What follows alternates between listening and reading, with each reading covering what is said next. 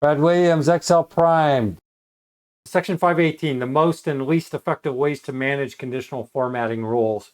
I guess the least is just ignore them. In other words, you put conditional formatting in there and then you go about your business and you fail to manage. And I guess that's the least effective way. But a couple of things, the obvious is, well, one, copying. Can you copy conditional formats? Yes. Just highlight and hit copy and then paste. And then you have it here. You can transfer to another worksheet. You can transfer to another workbook. The formats will stay the same. Now, Control Z, hit redo. Well, what happens if you want to delete this information?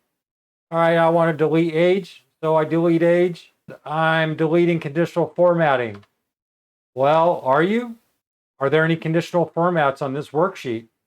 Well, way back in session 2 or 3, we talked about the go to special function feature. So go to special, conditional formats. Lo and behold, what do we have here? We deleted the information, right? Deleted age, but we didn't delete the conditional formatting.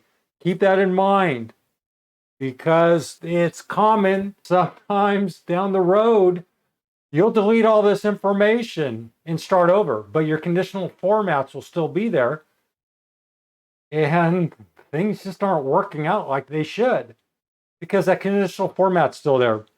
So hit Control Z and we have this conditional format.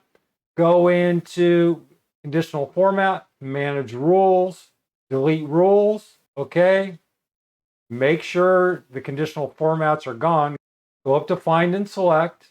In the ribbon bar, go to special, conditional formats in the dialog box, and no cells were found. Brad Williams, Excel Prime.